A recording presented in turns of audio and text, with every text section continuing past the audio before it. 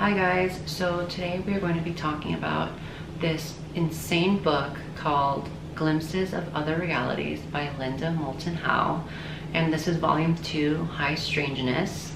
I never made a review on volume 1, but I'm making one now for volume 2. So this is the book. It was super hard for me to find. The first one was kind of easy for me to find. I got on Amazon. This one, because they haven't made more printings of it, I'm assuming, I couldn't find it for cheaper than like $500, $200, $600, $1,000 at one point. And so I knew it wasn't time for me to read it yet. And then luckily this past month, it was on Amazon for like $80 or like $90. And so I was like, okay, buy it. Like, it's not gonna get any cheaper than that. So I bought it and I read it, and I'm here to tell you all about it. So we are past the whole like, do UFOs exist, are aliens real, blah blah, all this stuff. We know they exist, we know they're real. If you have any doubts about that, keep watching. Unless you don't want to, then I really don't care.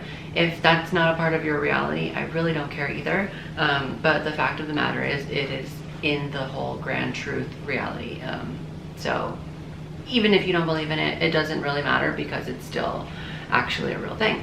So anyways, I love Linda because she comes from a point of view of a scientist, and she's very physical evidence, hard evidence, you know, all of that stuff.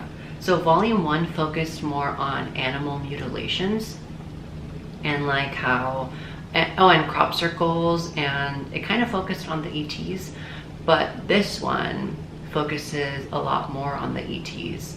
And one of the things that I learned, that I don't know if I wrote it down in my notes or not, but one of the things I've learned from this book is the fact that you can have a Pleiadian, you can have a Gray, you can have a Zeta, you can have a reptilian, anything, any kind of ET being. Any of those could be an android. Like, any of those can be a clone. Like, just because they look the part of an angel or whatever does not mean they are associated with good, does not mean they are associated with the highest vibration being that we know of. Like, we know we associate the Pleiadians with being good, but someone can be a clone of a Pleiadian or a android of a Pleiadian, and they're actually not good. So this is where your level of discernment comes into effect, where you have to go through your, whatever you feel is, like, if you feel they're good, then they're most likely good. If you feel they're not, then they're most likely not. But sometimes your fear can override the fact that they actually are good, but you're just so, your conscious mind and your ego can get in the way of that, because they are so scary looking. And remember, just because they are scary looking does not mean they're bad. A lot of the scary looking ones are good. You know what I'm saying? I think you understand what I'm trying to say, that just because of what you see or what you feel is not the whole truth, if that makes sense. So this is where it does get convoluted, and it is very confusing, and this is actually the whole point of it, that your belief should lead you to your truth and to your reality. But there's so much confusion in all of this ET stuff that it's so easy to not know what's good and what's bad. Okay, so let me actually start the video now. So this is the book. I just finished it yesterday, and it was so good. So here's my thing. I don't think I can actually get in trouble or be tracked for any of the stuff that I reveal in this video, given the fact that it's published in a book. So there's no way that I could get in trouble for something that is in a book that anybody can read, you know? So I am going to show you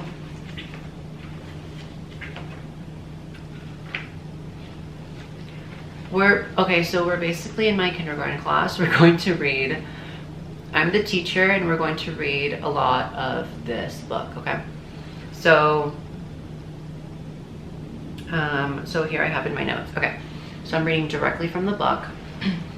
In the Pentagon from 1961 to 1963, I revealed field reports from local and state police agencies about the discoveries of dead cattle whose carcasses looked as though they had been systematically mutilated, and reports from people who claimed to have been abducted by aliens and experimented on.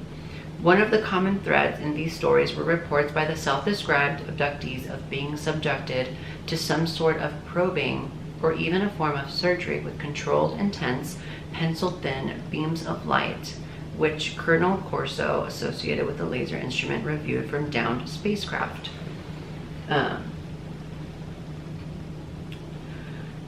So Colonel Corso said the motives of the extraterrestrials were puzzling and of great concern to government insiders when he worked in the White House National Security Staff under President Dwight Eisenhower, and later in the Pentagon under General Arthur Trudeau. The priority of the U.S. government was to get as much advanced extraterrestrial technology as possible, keep it out of the hands of Cold War enemies while pushing through weapons development that might reduce the advantage of the advanced and potentially threatening non-human intelligence. Okay. So obviously, and I'm probably going to get to it later in the video, but obviously the US government does not want to get any of this information of extraterrestrial beings, extra-dimensional beings in the hands of enemies, which makes perfect sense. But the fact that they will go so far as to hide it from the US, the citizens of the US, it didn't really work out that well because it's leaked now. And I mean, did they not know that channelers or other people that were in contact with ETs were gonna figure this out? I don't know what they thought, but it's come to light now. So anyways, so the colonel agreed that the government had extraterrestrial artifacts from more than one spacecraft.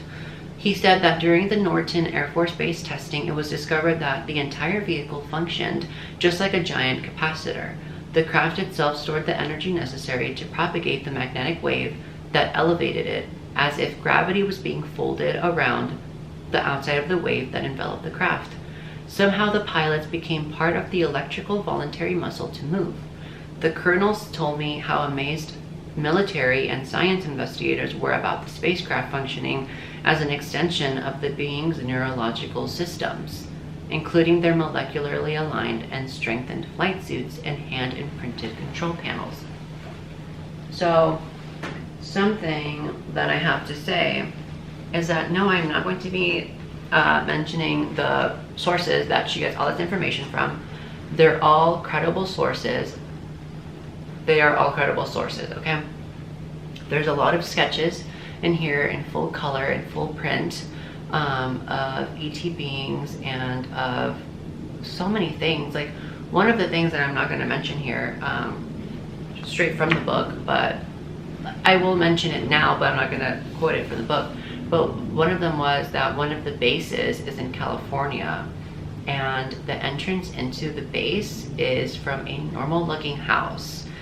A garage from a normal looking house. It's like something out of a movie, literally. And they have proof of all of this, but it's all in the book. I'm not going to show you.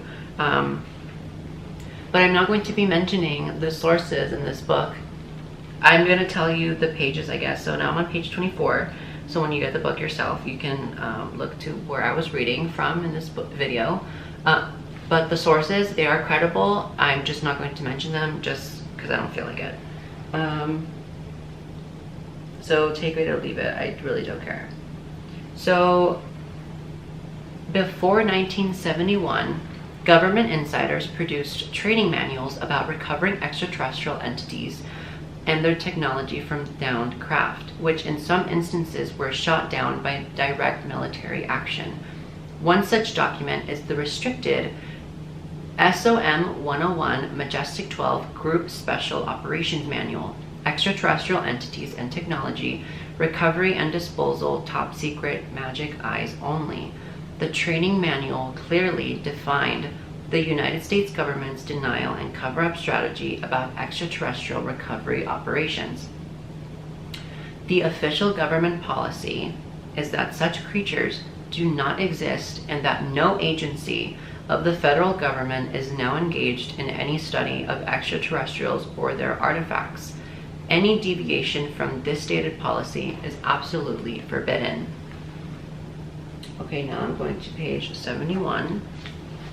I'm just giving you guys the meat and potatoes of the book. And there's still a lot more meat and potatoes that I missed, but still. So page 6 of that operation manual states, this is how they describe the extraterrestrial biological entities. I'm going to abbreviate it it'll be EBEs, that's what they call it in this book. So EBE type 1, these entities are humanoid and might be mistaken for human beings. If seen from a distance, they are bipedal, 5 to 5 feet, 4 inches in height, and weigh 80 to 100 pounds. Proportionally, they are similar to humans, although the cranium is somewhat larger and more rounded. The skin is a pale, chalky yellow in color, thick, and slightly pebbled in appearance. Their eyes are small, wide set, almond-shaped, with brownish black irises with very large pupils. The whites of the eyes are not like that of humans, but have a pale gray cast. The ears are small and not low on the skull. The nose is thin and long, and the mouth is wider than in humans and nearly lipless. There is no apparent facial hair and very little body hair, that being very fine and confined to the underarm and the groin area. I'm going to skip to the next one because there's so much more that I still need to go through. EBE type 2s. These entities are humanoid but differ from type 1 in many respects. They are bipedal, 3 feet 5 inches to 4 feet 2 inches, and weigh around 25 to 50 pounds. Proportionally, the head is much larger than humans or type 1 EBEs. The cranium is much larger and elongated, and the eyes are very large, slanted, and nearly wrap around the side of the skull. Here's one of them. 72. Okay. 76. Okay. Any encounter with entities known to be of extraterrestrial origin is to be considered a matter of national security and therefore classified top secret. So this is from the Majestic 12 manual. Under no circumstances is the general public or the public press to learn of the existence of these entities. The official government policy is that such creatures do not exist and that no agency of the federal government is now engaged in any study of extraterrestrials or their artifacts. Any deviation from the stated policy is absolutely forbidden, which we just read that. Possible contact may take place as a result of overtures by the entities themselves. In these instances, it is anticipated that encounters will take place at military installations or other obscure locations selected by mutual agreement. Such meeting would have the advantage of being limited to personnel with appropriate clearance away from public scrutiny. Although it is not considered very probable, there also exists the possibility that EBEs may land in public places without prior notice. In this case, the OPNAC team will formulate cover stories for the press and prepare briefings for the president and the chiefs of staff. Contact with survivors of accidents or craft downed by natural events or military action may occur with little or no warning. In these cases, it is important that the initial contact be limited to military personnel to preserve security. There's so much more information, but I am not going to go over it. I don't want this video to be so long, to be honest. I just want you guys to know. And so I kind of got tired of the coat. Anyways, so this is going to be a back and forth with a former U.S. Air Force Staff Sergeant. I'm not gonna say his name, but this is the back and forth. Okay, let me try. Let me see where. Okay. What is the mission? Contact. Do they say contact with what? Us. Purpose? Research. For? To help them. To help them with what? Themselves. They are time travelers. They are us. They are us from the future. How far in the future? A long time. Very long time. What do they need from here? They need something from all interpreters. What do they need? Not sure, but it has to do with chromosomes or something like that. And how do they get that? They take it from where? From the other people's bodies. Okay, I'm gonna stop that.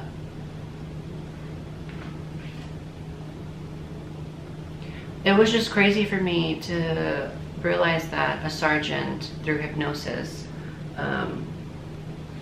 you know, someone that works for the military wouldn't be into this kind of stuff unless they actually like physically saw it, you know what I'm saying? So it's just like come on, like you have to believe it, right? I don't need that proof for me to believe this, but other people might need this kind of proof to believe it. So that's why it's kind of helpful for people that need more of someone that's not so into fantasy, someone that's more grounded. But here is your proof. Where do I want to start this? I don't know. They've had their problems too. This time they were having problems, but they got off. They have to be out in space to travel. I thought they just had to sit there. They've got to be in space. They need speed to travel through time, to go backwards. They can't go forwards. They can't go into their future, but they can go back into the past. They go to their past. It's impossible to go into the future. How far into the past can they go? These ships can go 40 or 50,000 years into the past, and they can't go back much further. They might not be able to get back. So they don't have the capacity to go back to the beginning of time. No, they can't generate that kind of speed. It takes a lot of speed. Have they had verbal contact with the government to explain the situation? No, only through interpreters. Only through interpreters like yourself. That makes it hard for our government. They're not sure what the problem is. That's why I am being debriefed. Does the government believe what you are saying about them coming from the future? Oh yes. They believe that? Oh yes. Does the government feel that they pose any threat? No military threat. What other type of threat would they be? Sometimes they become impatient. And then what? They take what they want because it does help their study. So sometimes they take people? Sure. So if they took genetic material from someone today, then your children could be born way in the future. I play a very small part depending on the offspring.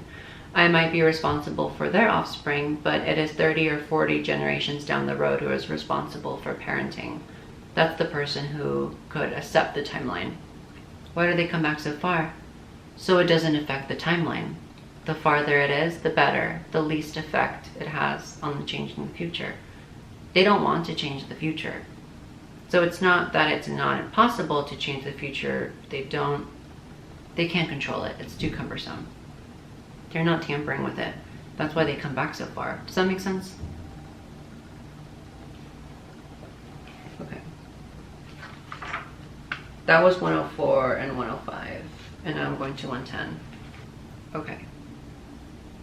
There is a paradox in Peniston's recall, I just gave his name away, of the binary code transmission, which said its civilization, humanity in the future, is dying out and sending beings back through time to harvest genetic material from our present Earth life to survive. The time travelers say they go thousands of years into their past to our human present to collect genetic material. The explanation for time traveling thousands of years into their past was to avoid affecting their future timeline. But moving through time to a distant past to survive in the future is changing their future. Perhaps the paradox is a translation problem in which we humans lack the language and understanding of a different cosmology than we have discovered to date. Paradoxes as they appear in our three-dimensional world are in part of the result of our attempt to describe reality with limited analogies. 128 and 129.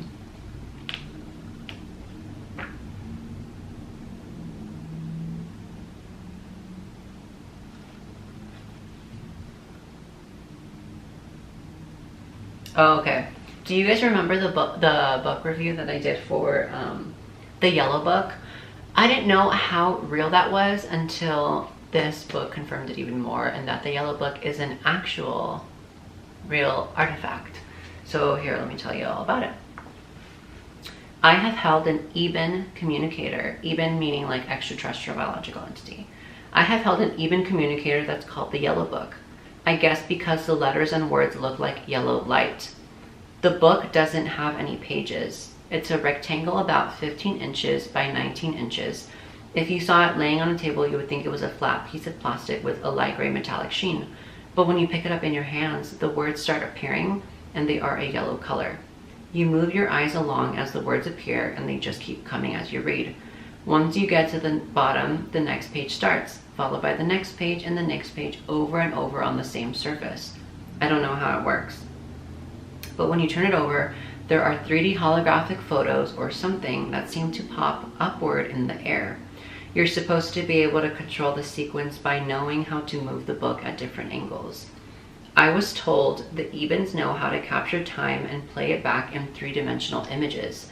There are actual manuals about how to hold it to read and see the pictures, but I didn't have any instruction, so in the hour I held it, I learned only a few things.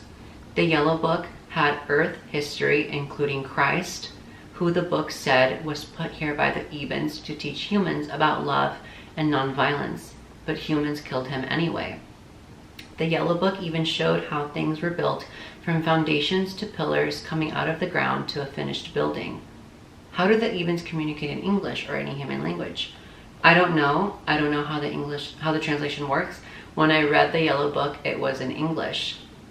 Maybe it picks up brainwave patterns or something and can interact in the language of any user. So I'm skipping over to person is saying that he saw Jesus Christ. But did you see Christ speaking at the Mount of Olives, or was he being crucified, or what? The picture that I saw was after Christ was crucified and died and was ascending into heaven. It was beautiful, kind of an aurora raying over his head. These pictures moved. They were moving pictures.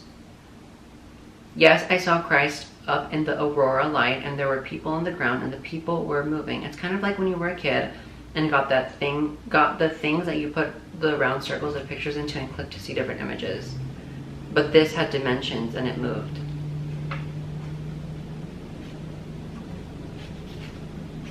Okay.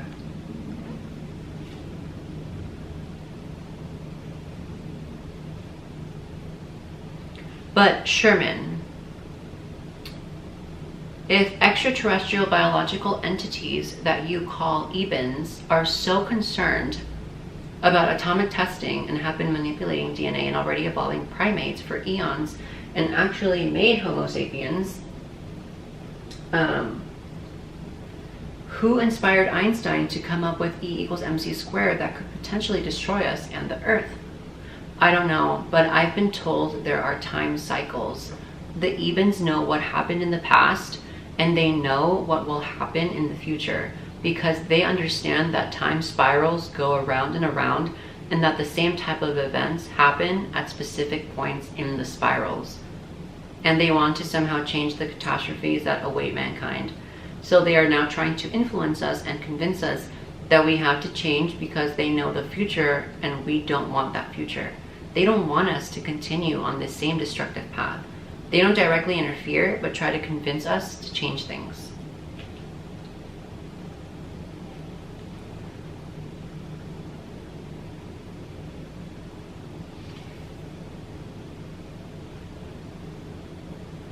Okay.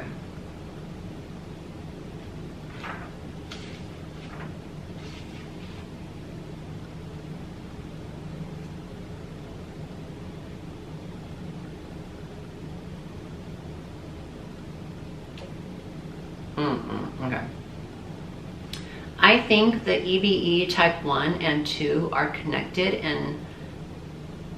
and 2 are connected, and 2 are either even androids or are involved with the Greys or both. Well, what is the relationship between the Greys and the Ebens? They were enemies at one time. They are supposed to live without war today, but the Ebens have no control over the Greys. The Greys do their thing and the Ebens do theirs.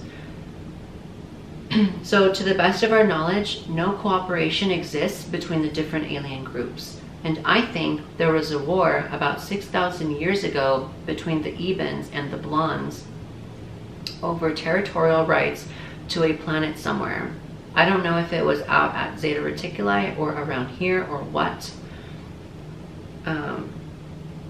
So androids come in many different types: insect, humanoid, men in blacks, and others. All have an advanced implanted brain that can operate on its own or by remote control. Ironically, we think some of these genetically engineered creatures have a higher intelligence than their creators. And then, is Bigfoot working for any of these groups? I don't know. So there are the Ebens and the blonde humanoids and the Greys. Are they the main groups you know about? Yes. And then below the Ebens are the big nose type. Eben scientists, men in black, reptoids, and small gray worker drones. Yes, and sometimes I think they have made or work with small blonde humanoids, which really confuses the picture. And the reptilian humanoids?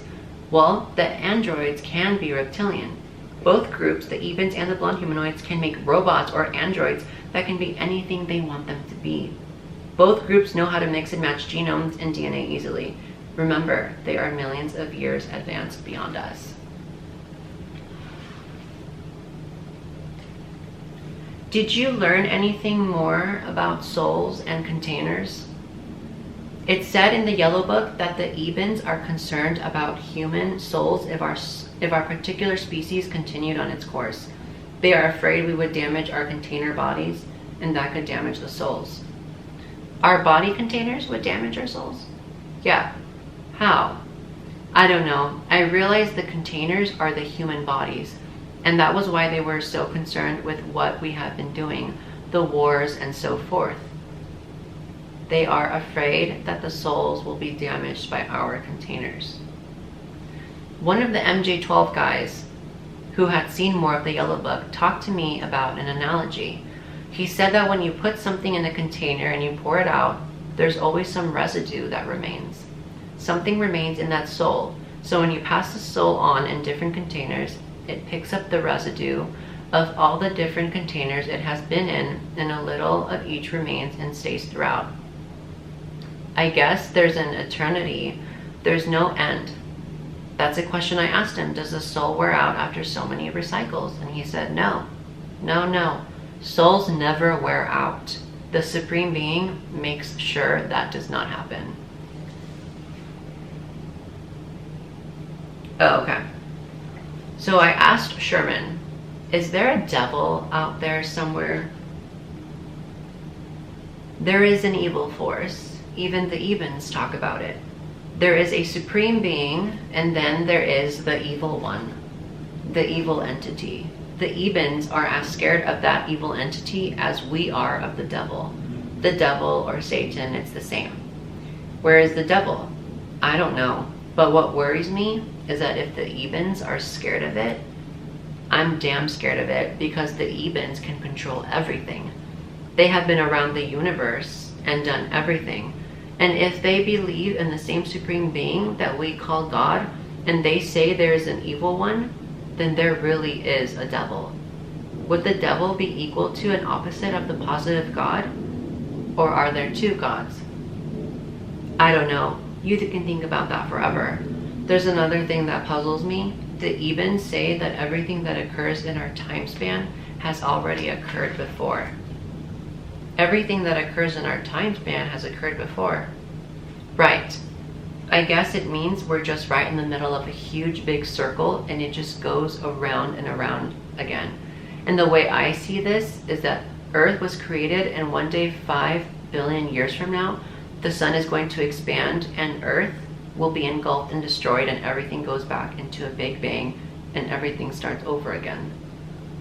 So when the Yellow Book talked about the Supreme Being that created the universe, did it say anything about parallel dimensions, parallel timelines, or anything else like that? No, nothing. The aliens talked about the vastness of the universe, that there are life forms all over.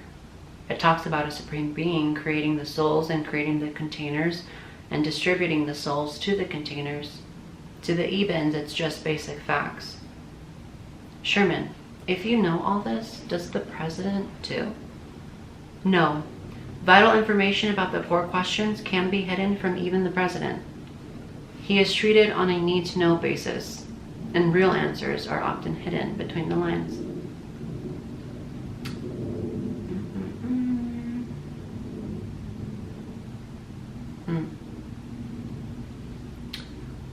There's so much out there that we just don't understand.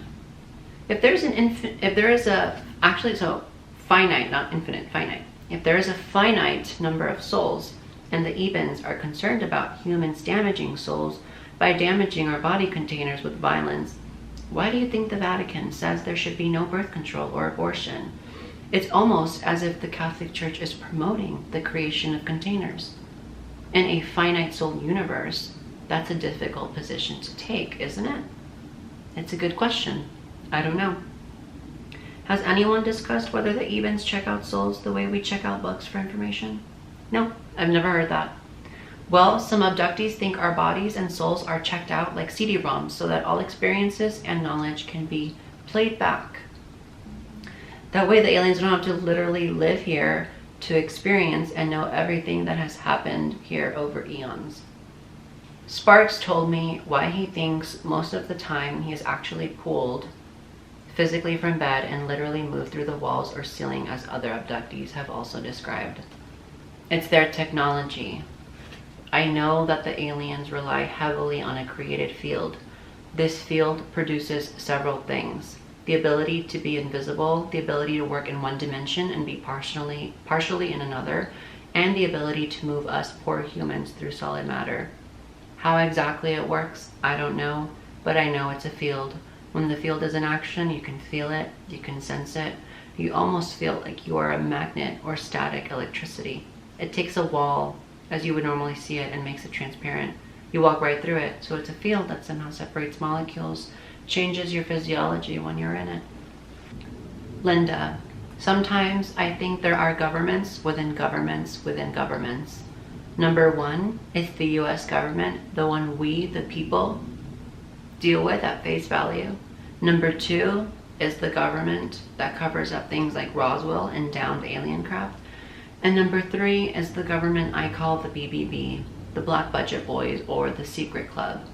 Number 1 doesn't know a damn thing. Number 2 thinks it knows what's going on and stumbles its way around.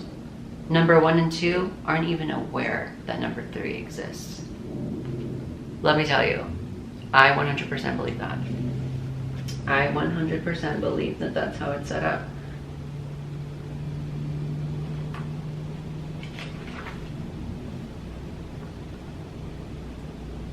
Okay, so this is an encounter that Jim Sparks had with reptilian beings at a abandoned carnival carnival.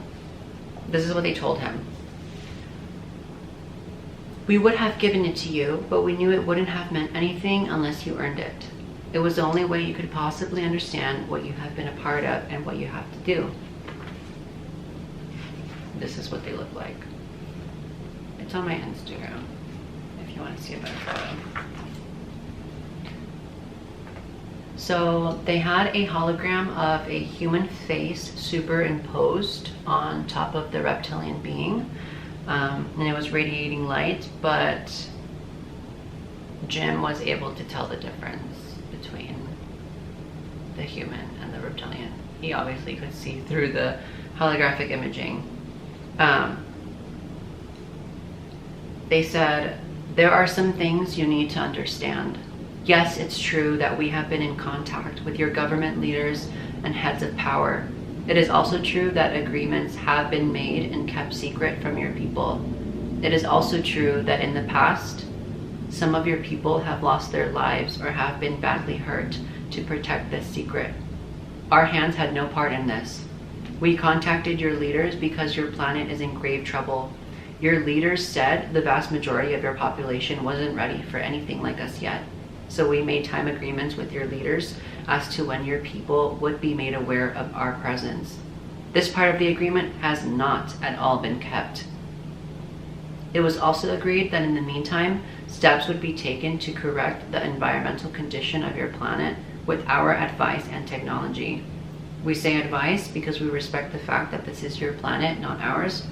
Your government also broke this agreement.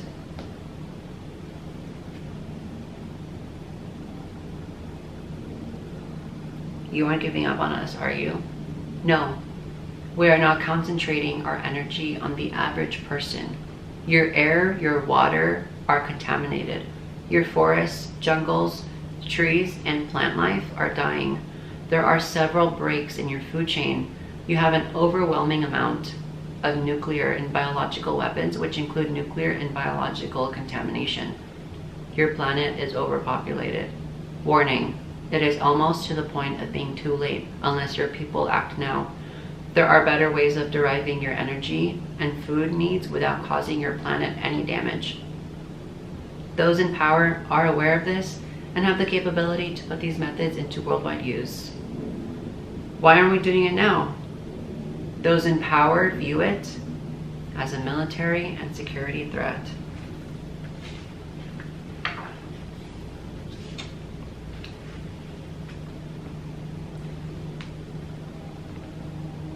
How do I fit in all of this? What can I possibly do? What you are doing already. We will share much more knowledge with you in the future. Although you do understand a lot, we will show you much more. Continue to work with people that come to you. We are aware of the small groups that are forming around the world. These are people who are prepared to learn, and we consider them the core. Most important is the condition of your planet. The first step in solving this serious problem is amnesty. We have advice. You will receive more knowledge in the future. There is much, much more to existence than we could ever begin to understand. Much of what we have been taught regarding the physical universe and the laws that govern it is wrong. This creature civilization communicates difficult concepts via the use of symbols that radiate emotion. They use this form to get concepts across with their exact true meanings intact. No misinterpretations can occur this way.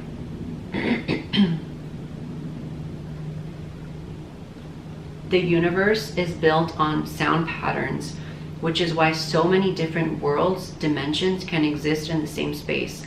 Each is on a different frequency. Disrupt a world or dimension to the point that you destroy the carrier wave it exists on, and you have created a hole in existence that cannot support the dimension above or below it. Each frequency, besides maintaining its own world and dimension, also supports or holds in place the one above it and below it. Everything is interdependent. The other world or dimensions will begin to collapse into this hole. Not only will this destroy countless other civilizations, but the resultant area of matter compressed into such density can throw the whole gravitational field for parsecs around it out of balance, thus causing the further damage of even more worlds as they are pulled out of orbit. The process feeds on itself.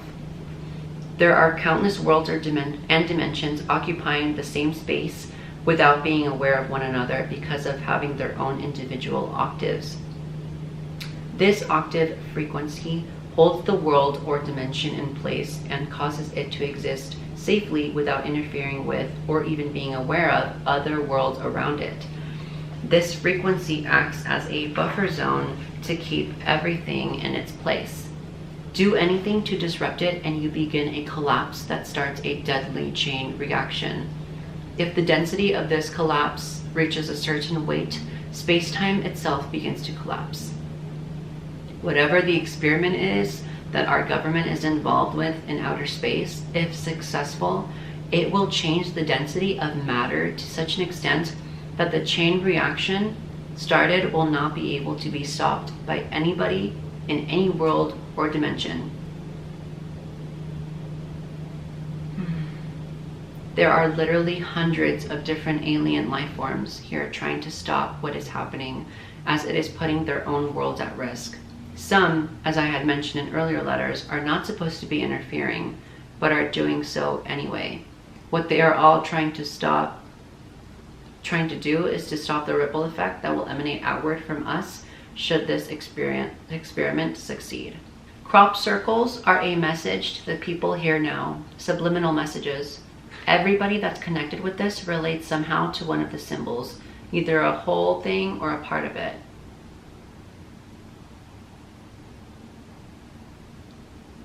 As the ships come, the people will be taken off.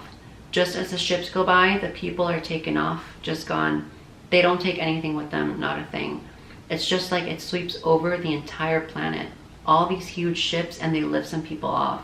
So this is talking about our future.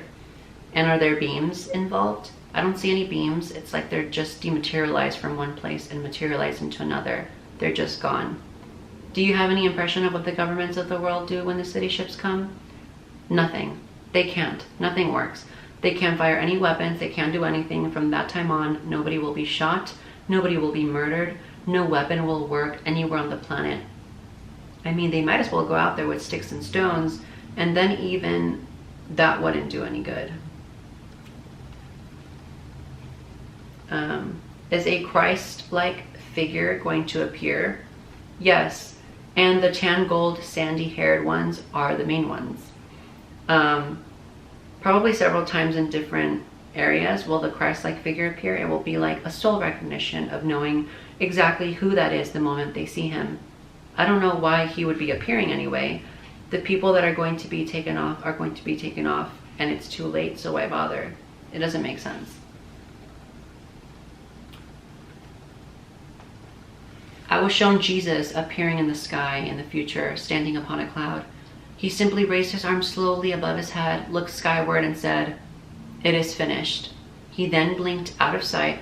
I was told that everyone upon the earth saw and heard him for those brief moments. And do you have any impression of seeing what happens next? After he leaves, the catastrophe starts. The fire in the sky. Okay. We're at page 298 now. If I understand what you're saying, the release of Christ's spirit essence from the crucified human body was through the light technology that took him back to the craft, to your group. Then he was put in the tube body that was preserved for him and put back down in a beam of light to walk around among the disciples. Yes, and to assume the appearance of his living human body. So was the resurrection itself part of a program demonstration? Yes. You had to have something so extraordinary that the minds of men would say, this had to be a god. If a man sees another man dead and then all of a sudden sees him walking, well, that's not a normal person he's looking at. The human would say, this is a god. We had to do something to create the leader that we needed to teach from the Godhead, from the One, and share that knowledge with mankind to help man evolve into what we want them to be. So why did Christ have the impact he had on this planet? I don't think it was only he. I think others have had that big an impact. You have a group that is trying to defeat our experiment. You have a group that is doing everything it can to prove that our experiment was a fluke. They have tried to undermine it from the beginning. They disagreed with us and argued that it couldn't be done. Who? The controllers. Tall like we are, but they think humans are despicable, less than a roach. What's the relationship between you and the controllers? We are not warring with the controllers because we don't war with anyone. The controllers are equal to us. But as far as man is concerned, the controllers are on a mission to say, no holds barred, I'm going to show you how rotten these things are. These things being human. The controllers say, we're going to take them down as low as we can, and you tell me if your experiment worked. The controllers concede that we have a few, but when you look at the millions, how can you say the experiment worked? What's in it for controllers to prove to the talls that humans are not redeemable? The controllers feel superior. The controllers are not like us. They feel superior to us. They feel superior to any life form anywhere. and the human was such a low life form. Can you imagine an entity that feels superior to us talls, how we must feel compared to a human being?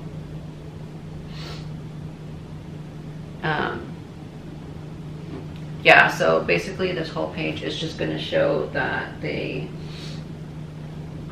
how much they don't value us, the controllers. I thought this one was so crazy. This was an experience with someone called the overseer and the controller. And the overseer supposedly looks like Yul Brynner, Y-U-L Brynner. He's like an actor.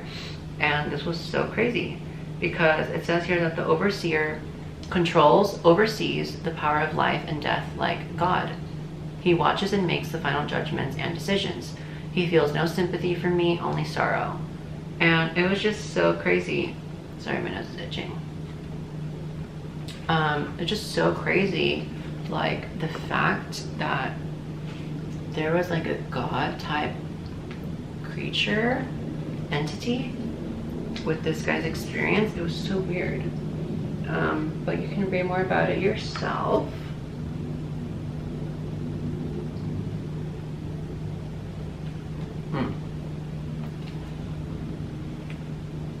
The purpose of mankind is to help raise the conscious state in lesser animal forms, like it was done for us, by genetically altering to a higher state of consciousness.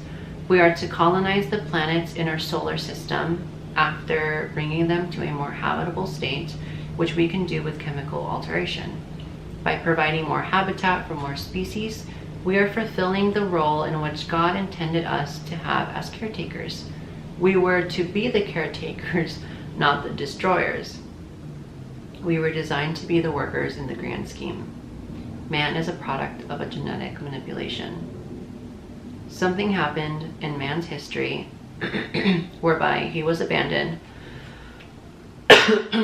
by his maker because the council told them no more interference. Our makers were robbing the planet of all its wealth for whatever reasons, and they were treating human life inhumanely. Their reckless disregard for human life resulted in the council stopping their use of slavery of mankind. And who were they talking about? The Anunnaki. There's a confederation of ETs, the Galactic Federation, that are studying mankind, but they are under commission by the council not to interfere with human affairs. We are so close to being done, guys. I don't even know how long this video is.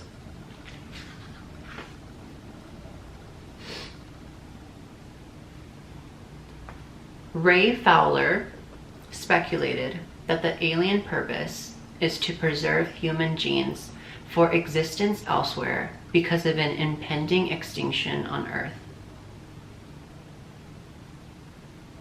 Because, according to Betty Andreasen Luca from the Andreasen Affair, it had only been because of the aliens' past genetic interference that mankind has prolonged life on this planet. They have spliced into the human seed to prolong the form. They have been collecting every species and every gender of plant for hundreds of years so that nothing will be lost when the last shall come. We are all constantly being monitored. Nothing that you do in your life escapes them, the elders. It's just like a recorder. Your life, your existence on the earth plane is all recorded from the time you are born till the time you die. Everything is there. How you react, what you do during your life, even your innermost thoughts, feelings, and emotions. This process determines how rapidly you will advance and what your next step or phase will be, what teaching you need to receive, what hardship you must undergo to deepen your understanding. It's all recorded. Life is stages, like a never-ending school. The spirit is the ultimate creation. There is nothing above spirit in all the things that have been created. This is the Creator's masterpiece. The spirit goes on and on. The spirit can evolve.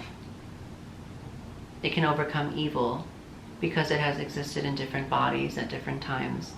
To go back to another time, another existence, means to go through the death process. And that process sometimes can be very traumatic, depending upon where you were and what happened before. The whole idea of the spirit advancing is to get closer and closer to the Creator. That is the ultimate goal. The spirit can neither be harmed nor improved. The only thing it can do is advance and grow. Everything in nature has a plus and a minus, a light and a dark, a negative and a positive, a good and a bad. It must be. For without some content of evil, there can be no good. There can be no growth. We do not need evil for good. We need choice. The Creator gave us choice. We cannot use that choice unless we have two choices to make. Evil or good. It is so simple and it is so beautiful. But there must be evil to have choice. Evil on this plane must exist.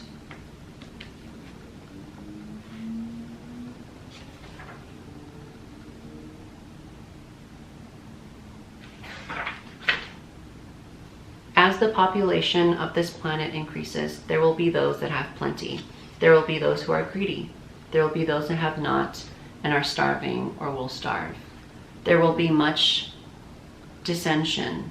There will be more conflict. The world, this plane, is not perfect.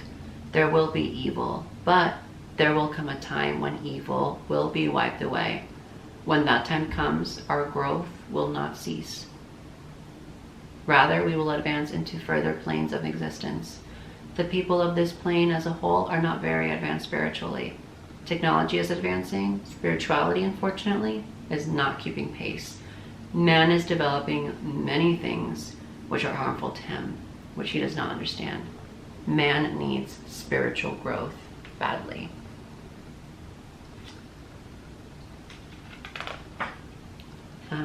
One thing that I want to mention before I almost finish is that I couldn't find the page where I read it, but the praying mantis beings, they can basically completely stop time, take you out of your locale or like where you're at, mind wipe you, put you back in the time they left you in, as if you never had been taken from that time and you would never have known the difference. They can do that. So you wouldn't even be able to know unless you did like a hypnosis session. They wouldn't even be missing time. That's how advanced they are. They're even more advanced than the Greys. The Greys, there will be missing time. I don't think they're that advanced, but the praying mantis beings, even though they have been shown to be the androids or the workers for the Greys, I think they are more advanced in their technologies, because the fact that they can take you out of your time and put you right back into your time as if you were never gone and you wouldn't have even realized it is more advanced than anything I could possibly know. It's like magic. Okay. So in review, let's review. Through all these people, these are the repeating patterns. The United States government and its allies have been hiding bodies of extraterrestrial biological entities, both dead and alive, and their technology for at least half a century. Secret knowledge has been suppressed in the interests of national security, preventing mass panic and to keep the advanced technology away from our enemies, while the U.S. military-industrial complex, to use former President Dwight Eisenhower's phrase, has back-engineered that advanced technology for its own applications and profits. The secret knowledge includes the fact that some of the non-human intelligences have interacted with Earth for eons. The EBEs are said to have been involved on Earth as far back as the dinosaurs. Has their mission been strictly extraterrestrial science? Or are the EBEs also involved in the Elders and Watchers saga? Watchers would be the Greys or the Zetas. Origins for some of the biological entities have been associated with stars such as Sirius, Zeta Reticuli 1 and 2, Epsilon Boots. I think that's how you say it. I don't know. If I said that wrong, whatever. Epsilon Eridani, Antares, Arcturus, and the Pleiades. Even EBE occupation of Mars before humans existed on Earth has been suggested. Some of the beings, such as the small gray androids and tall elders, also seem to be able to move between at least 2 different planes of frequencies of existence, including interactions at the moment of death. One or all of the non-human intelligences have manipulated DNA in already evolving primates to create a series of humanoid workers on Earth, the latest being Homo sapiens sapiens. The NHEs also harvest non-human entities, also harvest tissue and fluid from animals and humans. The purpose for human creation might have served a multi-level agenda, an experiment to unite the divine spirit with primitive animal, to use the petri dish of planet Earth to test that new hypostatic creature, while the humans did work for the Elders Watchers. Sorry, my throat's getting dry. Such as mining and building communication machines such as pyramids, ziggurats, and temples, to harvest information and genetic material from the human souls, minds, and bodies and other Earth life for applications in galactic trade of clones, androids, and other commerce, perhaps even for different timelines and survival needs for time travelers suggested by experiencers in chapters 1 and 2. Oh my god, you guys.